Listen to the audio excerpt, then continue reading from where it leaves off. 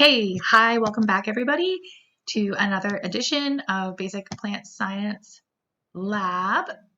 Let me just open this really quick. So today's lab, we're going to go through the last lab that we have before the first exam. So remember, there's 2 exams this semester, one of which is happening June 16th, one of which is happening the last day of class. So the day, we won't meet for a class on June 16th. Instead, the first exam will be available on Blackboard to you starting at 6 p.m. on June 16th, and then it will be open until, I think, what is it? It'll be open and it'll be just like the same time block that the assignments have. So it'll be open starting June 16th at 6 p.m. and it will be due Thursday by 6 p.m., right? June 18th. Before I go into this lab, I want to show you guys. I put some things on Blackboard and I want to show you guys where they are. So I'm going to share content. I'm going to share my screen. And then I'm going to, there we go. Okay, before we get into this lab, let's go look at Blackboard real quick. And that's here. And I'm going to make this small so I could actually access the Blackboard. Here we go. Okay, so this is what it might look like when you go onto Blackboard, right? You have the announcements pane.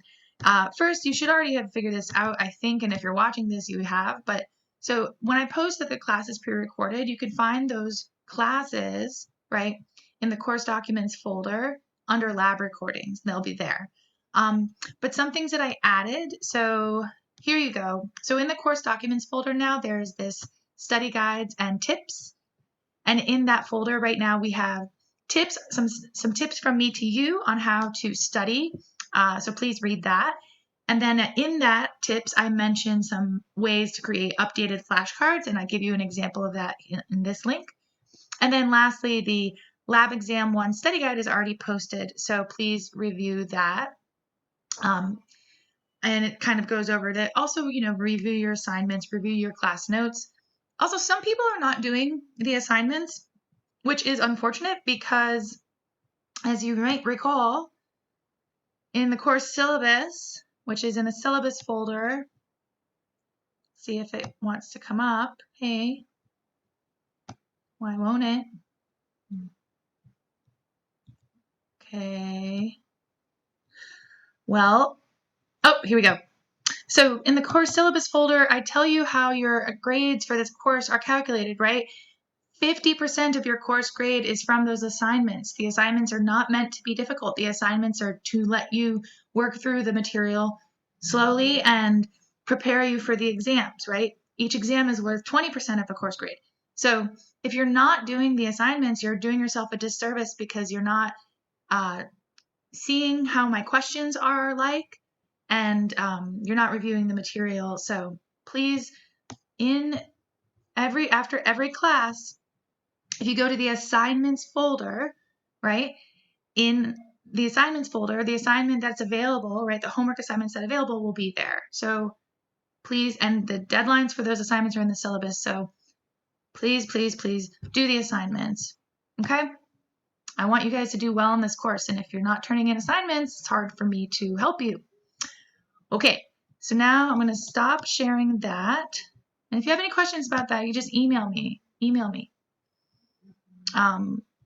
Any questions of how to use, where things are located on Blackboard. All right, so I'm going to share the PowerPoint slides now. Great. Why does it keep moving? It keeps moving my screen down here. It's very annoying. All right, so let's get into the last lab before our first exam, right? So the last class we talked about seeds and germination, the importance of the seed, parts of monocot and dicot seeds, germination, what that is, and then we kind of did a very little review, just a couple slides of things we've already covered. Today, we're going to go through something called plant physiology. So plant physiology has a bunch of different things. It's a study of plants. So we'll talk about what that is. We'll also go deeper into photosynthesis. We'll look at some experiments that I kind of tried to craft for you guys. And we'll also talk very briefly about plant hormones and something called phototropism. So first, plant physiology, right? What is that? What is plant physiology? Well, so plant physiology is a field of science, and it's the study of the metabolic processes that are happening inside of plants, right? So meaning processes that plants need to live and survive in different conditions and environments. So some examples of what people might study in plant physiology are things like this: water economy, mineral nutrition, growth and development, photosynthesis, responding to the environment, how plants respond to the environment, right? That's kind of what I study. Transport and more. So water economy does not refer to money in this regard.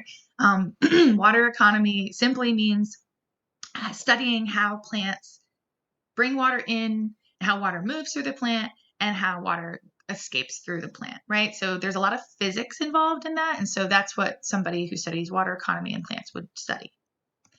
Mineral nutrition, how different types of minerals create different looks of a plant or keep a plant healthy, how to identify maybe what supplement the plant needs if the plant's not doing well by looking at physical traits of the plant, right? You might see yellow leaves. Ooh, what does that mean? It could mean a few different things, right? So that's what somebody would do. Mineral nutrition. Growth and development, kind of self-explanatory there, what they study. Growth and development. Photosynthesis, some plant scientists spend, who are physiologists, study a lot about plant photosynthesis. And then here are some examples of plants responding to their environment, right? So for example, something like that could be, let's say that there's a plant undergoing drought conditions, right? There's no water. And so the plant will respond by closing its stomata to make sure that the water vapor doesn't escape. So that's a plant responding to its environment, right? Another example of a plant responding to its environment is in the fall, when plants drop their leaves in fall, they're able to do that because the plants sense via their physiology that the days are getting colder, the days are getting shorter, and need to start bringing in nutrients from my leaves and then drop my leaves so that I can survive winter, right? So those are examples of plant responding to the environment. Okay. Transport. Transport just means how things move within a plant. Okay, so those are some of the things that plant physiologists might study, all of those things. Now let's talk more in detail about photosynthesis, which we have talked about briefly, and you probably, if you are in the lecture portion of this course, you might have already covered it, I'm not sure. But we're going to talk about it in more detail now. So, what is photosynthesis? What is that? Well, first of all, as you know, I like to break down the words, right? I like breaking down the words because it makes them easier to remember and easier to digest. So what is photosynthesis? Well, photo refers to light like photons of light. So photo means light, and synthesis means to synthesize, right? To synthesize, I can't talk tonight. To synthesize something, right? To make something. So the word photosynthesis literally says making something using light. Making something using light. So that's what photosynthesis, the word, means. But if we're going to look at a definition of the word, didn't want to do that. It's the transformation of light energy, right? Light into chemical energy. And so what does that mean? Well, in a broad way of thinking about it, so first you have light energy, right? You're going to transform light energy, so you need light energy. Where does that light energy come from? It comes from the sun, right? Or if you're growing a plant in your house and you have it under a light, it could come from a lamp. But it means light energy from the sun, light energy from the sun. And that light energy is going to be transforming something. So the light energy is going to be used to transform something into chemical energy. And the something that the light energy is transforming is carbon dioxide and water. Carbon dioxide and water are going to have light energy transform them into chemical energy. And in the case of this chemical energy, we are talking about sugars. So that's what photosynthesis means in a broad scale. Okay. We already covered this in the leaf lab, but here's a reminder, right? So where does photosynthesis occur in the plant body? In the plant body, what organ does it occur in? It occurs in the leaf, right? Where in the leaf does it occur? It occurs in the leaf tissue layer that's called the mesophyll, right? And remember, I don't know if I said this in the leaf lab. I should have. But if I didn't, an easy way to remember mesophyll. So look, here's a cross section through a leaf here's a cross section of a microscope slide on a leaf, right? So the mesophyll is the whole, most of the leaf, right? Most of the leaf is the mesophyll. It's sandwiched in between the upper and lower epidermis. And that's convenient because the word mesophyll, so meso means middle of, and fill, guess what fill means? It means leaf. So the word mesophyll literally says middle of the leaf in its thing. So that is the tissue layer where photosynthesis is going to occur, right? So photosynthesis occurs in the leaf. Photosynthesis occurs in the leaf tissue layer known as the mesophyll, right? Middle of the leaf. And photosynthesis inside of the mesophyll, inside of that mesophyll cell layer, you have cells. So tissues are made up of cells. And the cells that make up the mesophyll tissue layer are conveniently called a mesophyll cell, right? So the mesophyll layer is full of all these mesophyll cells.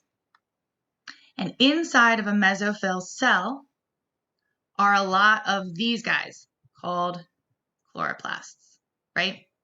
And we'll talk more about parts of the chloroplasts in a little while, but this is just kind of breaking it down for you where photosynthesis occurs, right? It occurs in a leaf, specifically in the leaf tissue layer known as the mesophyll. And that mesophyll layer is made up of cells that are called mesophyll cells. And inside of those mesophyll cells are chloroplasts. And that is what is going to be performing the photosynthesis. Can't have photosynthesis without chloroplasts. Okay. Yes. So what are chloroplasts? If they're so important, we better know what they are. So they are parts, remember I said each mesophyll cell is full of chloroplasts, right? So they're components of the mesophyll cells. And they're a type of component that we call a plastid. It's just the name of what they are. Like, what is a chloroplast? A chloroplast is a plastid. Okay. You know, we don't need to go into detail about what a plastid is, but that's what they are. The chloroplasts are cell components of the mesophyll cell. And so here is a leaf, and here is a drawing of a chloroplast in the middle. And then on the right, we see what chlorophyll looks like. So chloroplasts, if you go back to here, chloroplasts look green, right? Leaves look green most of the time, right? The reason why the leaves look green and the reason why the chloroplasts look green is because the chloroplasts are full of chlorophyll. And chlorophyll is a pigment, is just a pigment, like what melanin is a pigment in humans, right? And so chlorophyll is a pigment in plant cells. And this is what chlorophyll looks like. Okay. And this is what it looks like in real. So this is the formula of chlorophyll. You don't need to know that. But this is what it looks like in real, right? It looks like a lot of little green. So these are mesophyll cells full of chloroplasts. And the chloroplasts are green because they're full of this pigment called chlorophyll. Yes, why do I have that here? I have that here. Oh, I have that there for a very good reason.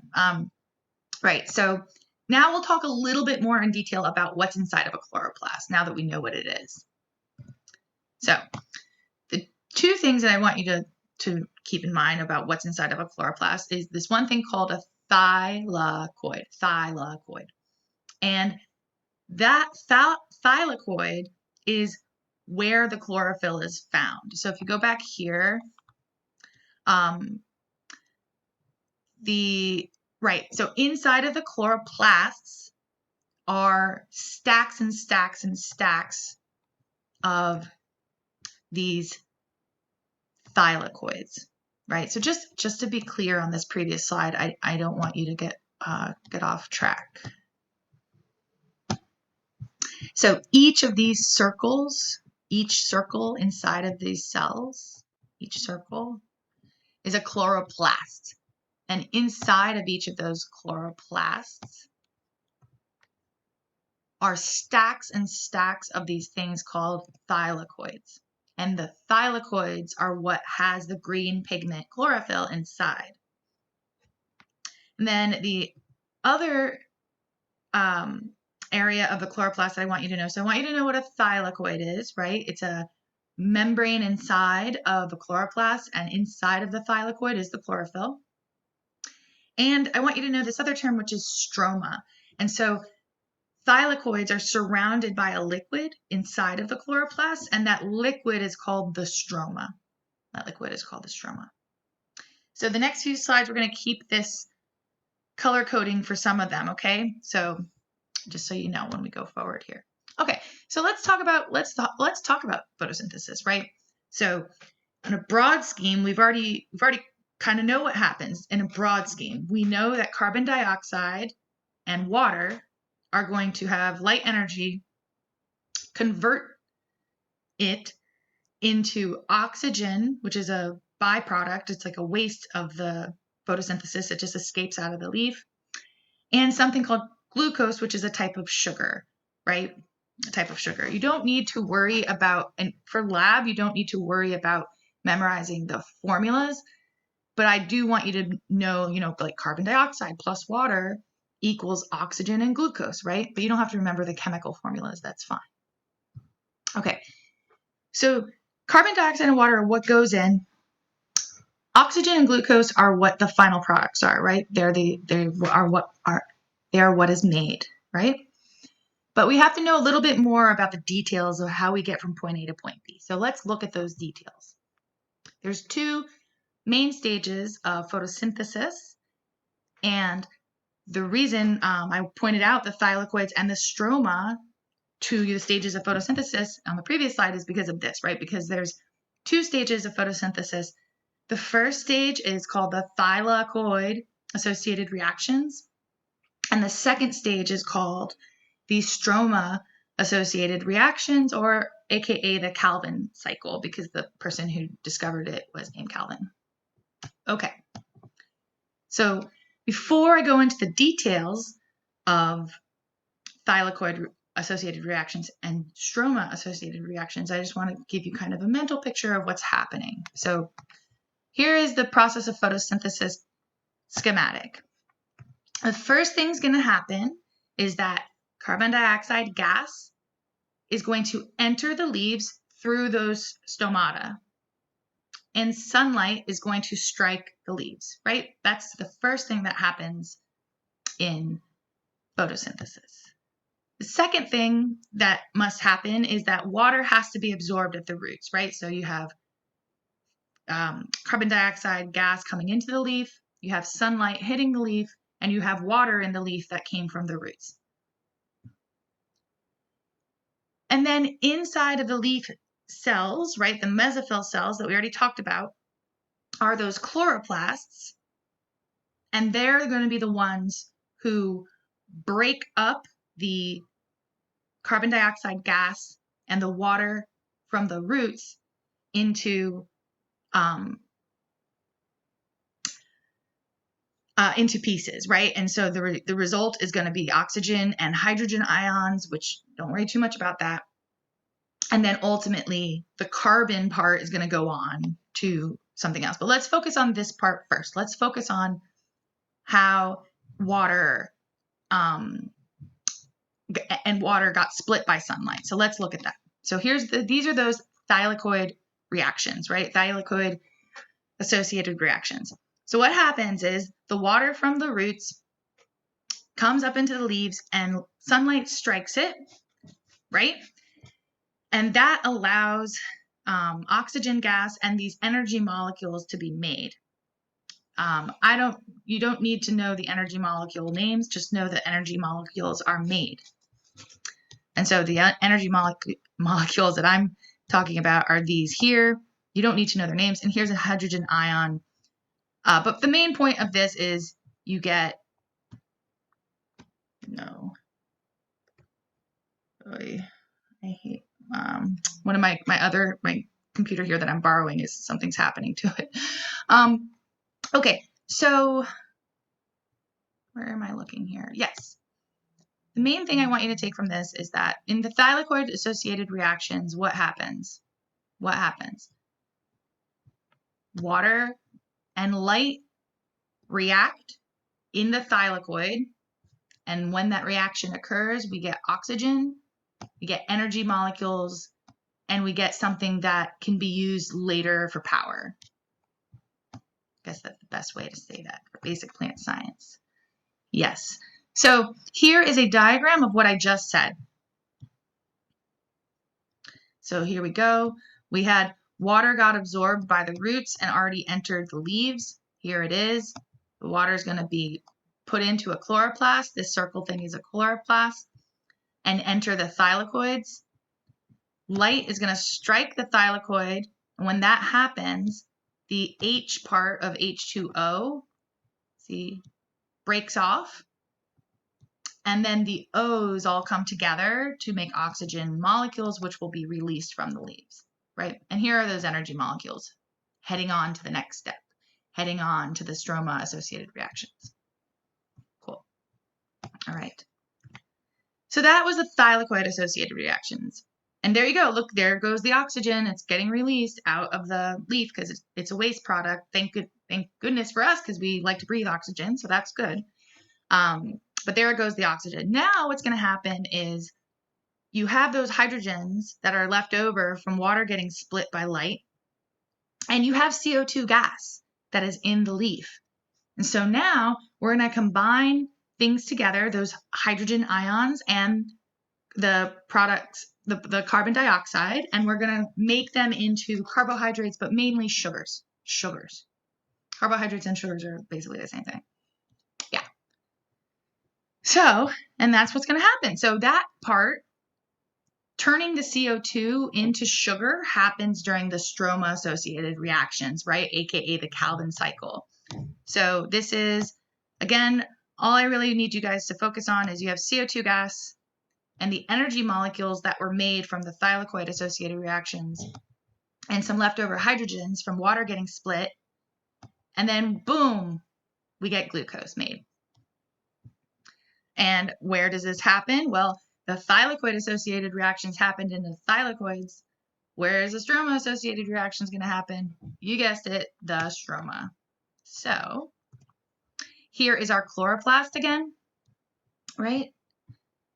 And the thylakoid reactions already occurred. And so oxygen already got released. And now these energy molecules can come over into the stroma, right? The liquid inside of the chloroplast. And they're going to react with carbon dioxide gas through a process you don't need to know, but through a process. And the result is going to be sugars. Don't worry about that it says starch, blah, blah, blah, all those things, because the sugars will go on to make those things. But what I want you to know is that it makes sugar, right? Glucose. And there you go. And then that's what the plant uses for food.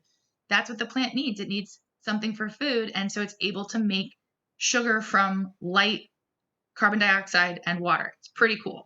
It's pretty cool. And then we eat plants and get the sugars that they made through that process. So this puts everything together. Everything together. You got the thylakoid-associated reactions. You have the Calvin cycle. But notice that the result is the same as if you put them all together, you end up the same thing we had above, right? So above we had CO2 plus H2O with light used to break them apart, break water apart. And then after everything is said and done, and both of these stages of photosynthesis have occurred, you end up with oxygen as a waste product and glucose, which the plant uses for energy. And that is why we call photosynthesis the transformation of light energy into chemical energy, right? The chemical energy is the sugar. Okay, great. Now that we understand what photosynthesis is, how it works, we're going to test for it. Well, we're going to virtually test for it. But here we go. So we're going to use a little plant called Elodia to do a little experiment. So here we go. We know what happens during photosynthesis. And we have this aquatic plant, grows in water, that we're going to use to test for photosynthesis. Yep, that's what we're going to do. So I have it pulled up here. Let me stop sharing this for a sec. And let me pull this up. Right, just going to be here. And let me share, where's my WebEx? I'm going to share my screen. I'm going to make this big. Let me turn up my sound. Oops, let me stop her.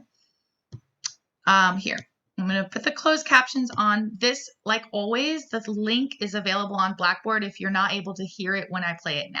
Okay.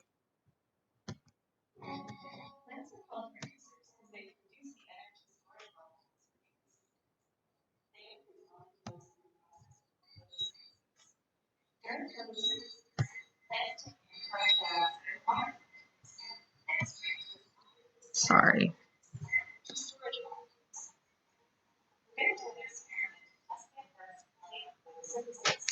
To do this, start with more violence in the water. Plants to emit carbon dioxide. So find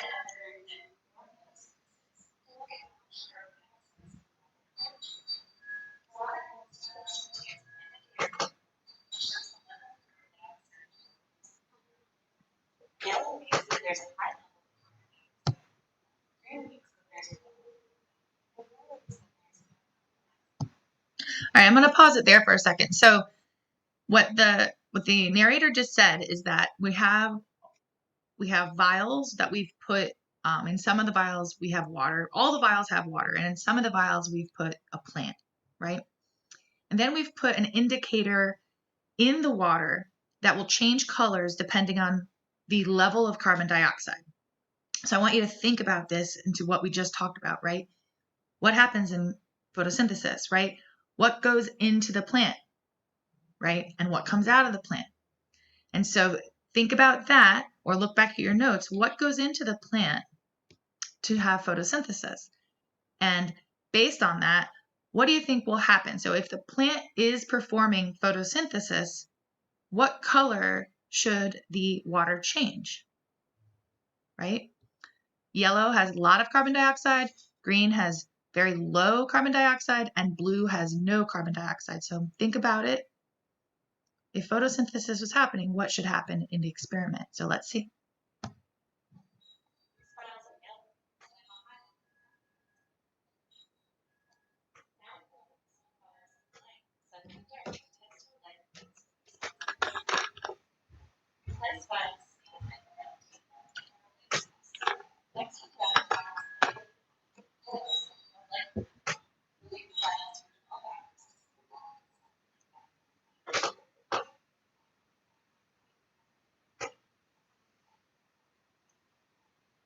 Ah.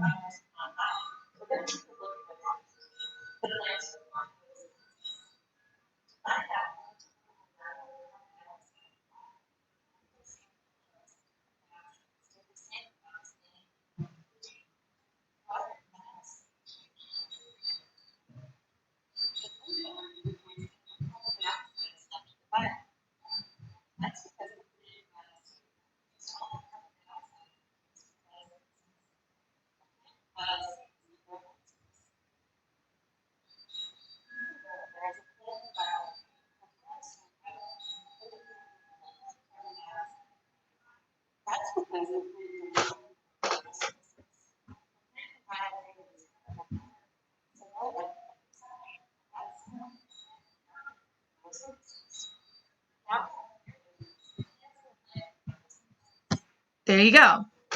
All right, so I'm gonna pull this back up here. I guess I could just keep sharing my screen if I'm gonna do this. Yeah, cool. So yeah, so the plant that was left under the light performed photosynthesis, meaning brought in carbon dioxide, right? And then the light, then the two processes went on, right? But the point is the plant had to absorb carbon dioxide out of the water in order to perform photosynthesis, and that's why the water turns blue, because the plant that conducted photosynthesis removed all the carbon dioxide from the water. Okay, great. So I tried to run this experiment at my home in a slightly different way, and it was somewhat successful. So basically, I had a vial, and I have an aquarium. I have a fish tank, and so I do have living plants in there. And so what I did is I picked off a little piece of a plant. It's called a pennywort plant, and I put it in water. I put it just in normal water. I didn't have any indicator or anything to put in it, right? So my plant was just kept in water with no indicator. And then I put the plant under the light in my room for a few hours, right? So this is the plant before. This is when I set it all up. And then look, so after a few hours, 3 hours only, what do you notice? Well, obviously I don't have any indicator in my water, so it's not going to change any color. But what we can see is, so the plant, look at before, when I started at 5:30, no bubbles at all. However, at 3 hours later, there's tiny bubbles emerging from all of the leaves. And what that indicates is that photosynthesis occurred, because what gets released from plants as a waste product of photosynthesis? Oxygen, right? And so this is oxygen bubbles forming on the leaves, and it showed me that that plant was performing photosynthesis. So pretty cool. Okay, next we have something called chromatography. And we're almost done here. We got just a couple more things to take care of. Something called chromatography. What is chromatography? Chromatography is separating plant pigments. Well, I'll show you how. So I have this one pulled up on here. And again, the Blackboard slide, the link to this, so let's close this, is on Blackboard. And I'm sharing my screen, so you guys should be able to see this. Hold on, let me do once again, I'll put the closed captions. And again, if you can't hear it or it's too annoying to watch it like this, the link is on Blackboard in the link file. Okay, here we go. Looking at a little kindergarten, you'll see a wide variety of things. Right in the box, smart science. As you know, some has a problem. Looking at light has a range of different wavelengths. These wavelengths might each produce a different color. So we have to take different pigments. Each pigment, like sunshines, absorbs photons. That means that each plant pigment absorbs specific photons. Is there a way to see the pigment that absorbs some of the photons? This question just a moment.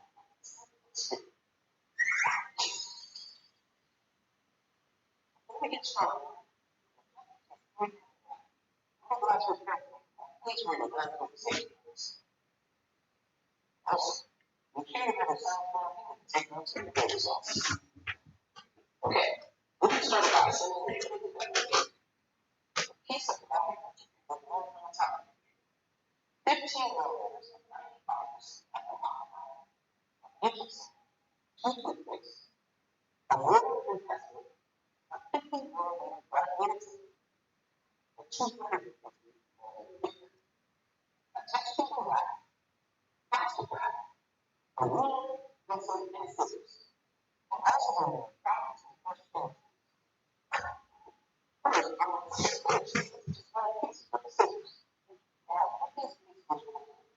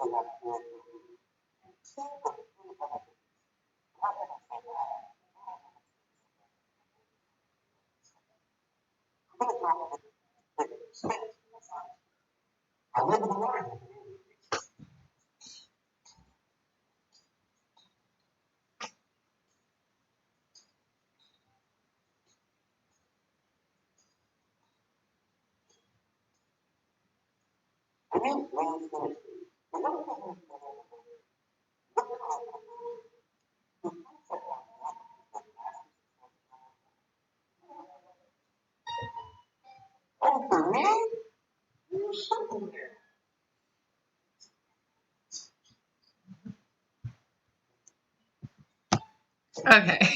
Okay. So cute. All right. So fun one. So here, so this is an example of running. So a lot of times when we do this in the lab, we do, oh, I should make it big. Yeah. A lot of times when we run this in the lab, we do multiple replicates of the same leaf on the same piece of paper. So this is an example of that. And I'm just showing you all of the different colors that came from, so this was actually from I think this was also spinach, a spinach leaf that ran slightly different than the one we just watched. Maybe more pigment might have been added over time, like maybe 5 or 10 drops instead of just 1 drop. But look at all the different colors. So spinach leaf with the naked eye just looks green, right? But there's so many different colors inside there, and all of those are different pigments that can capture different parts of the sunlight to perform different things. So just pretty cool. And then at the end of the little video, it was said, like he said, you know, what would happen if you run different colored leaves? So I pulled up the image here to show you what could happen, right? So you can do chromatography on all different types of leaves. You can do chromatography on the same species at different times of year, right? So maybe you wanted to run it right now in the summer when maybe the plant is green, and then again at the end of the season during fall when it changes colors from the same tree. So that would be something cool to do. Okay. All right. We're almost done. We're briefly going to talk about plant hormones. Plant hormones, we're only going to talk about one. We're only going to talk about, or actually, I think technically 2, but we're not that many.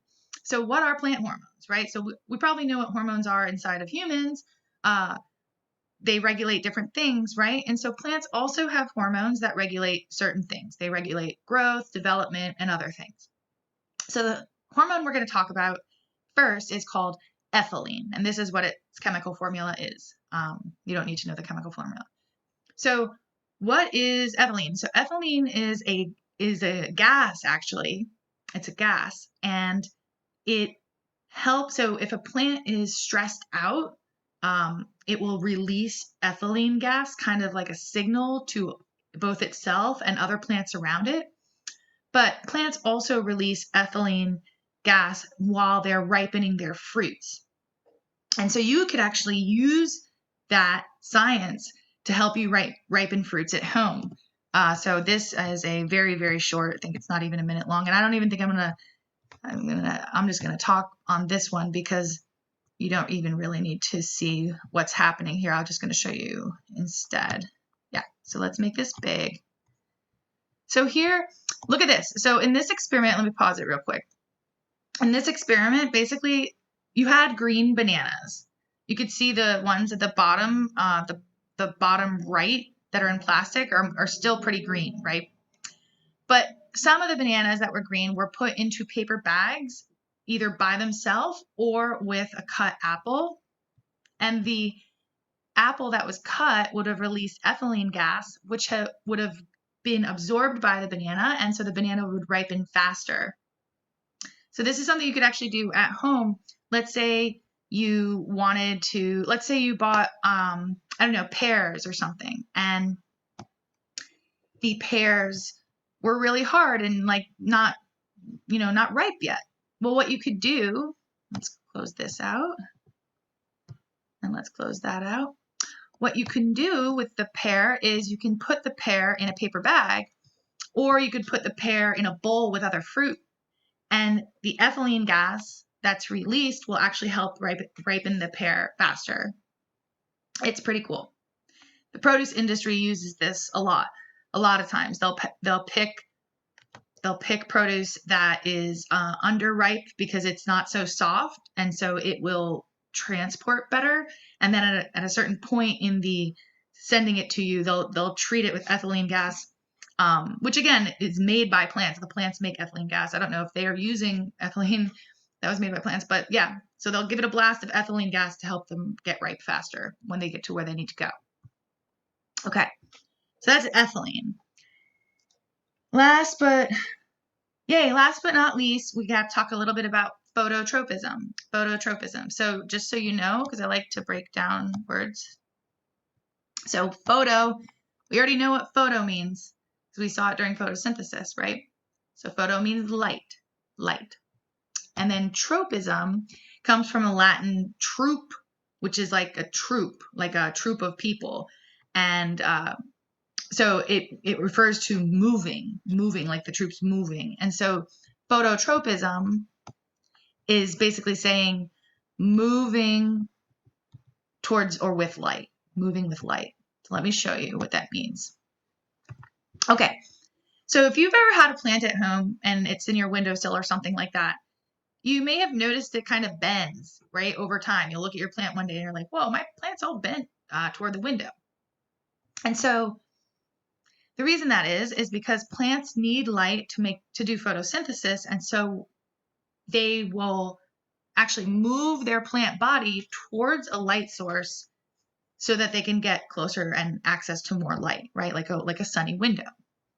And the way that this happens is via this hormone called auxin. So auxin is another plant hormone, and it's present inside of stems and roots. And so here, these little purple dots are the auxin. Are the auxin molecules. You can see the purple dots. So if you put the sun, so if there's a sun right above the tip of the plant, the auxin molecules will actually move in response to that sunlight.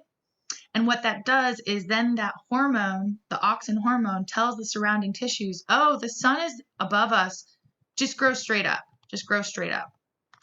However, if the sun is slightly to the right, the auxin molecules are going to, they don't go to the light, they go to the tissue that needs the light. So here you go, you have the auxin molecules, and we need to grow this side of the, I'm so bad at that. We need to get here. right? We need to grow in this direction because the light is over there. And so the oxygen molecules tell the side of this stem, oh, you better grow more. You got to grow more than this side because we got to go this way, okay? And then in the last example here, the sun's even further to the right, and we can see over time the plant is going to grow like that. And so that's an example of phototropism, right? The plant is moving to the light. So last but not least, this is, I think, 30 seconds long or something. Yep. Oops. I can't get to it. Yes. Oh, yes, I can. All right, cool. Let's make this big. Same company that made the bean. So this is, those are seeds that are germinating. Look, the light source is from the left. And so look at the seeds. Look at how the seedlings, look at how they grow. Now we move the light source to the right. And what do you know? Look at the phototropism of those plants trying to reach the light.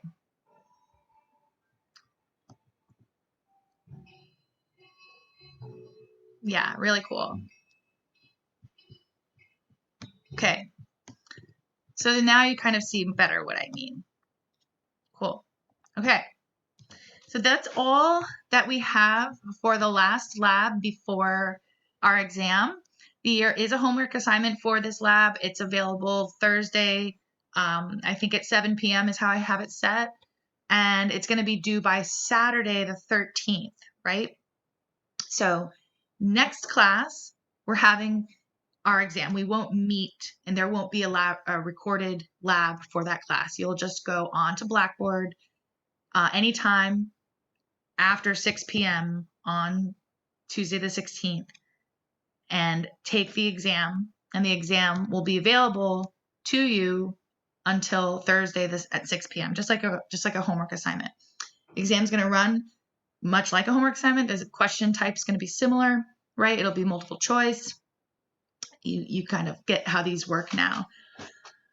A study guide's already posted on Blackboard, and I don't know, so I can see students like, how long is the exam going to be? I don't know yet. I'm still writing the exam and importing it into Blackboard, so I will give you an idea of how long I think it will take when I create the exam.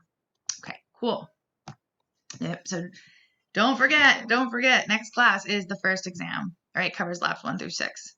So thank you guys so much for joining me again today, and good luck studying. Email me any questions you have when you're going through the material, and good luck on the exams and any other exams you're having right now if you're in other summer classes, and I will see you the next Thursday, right? Okay, bye. Thank you.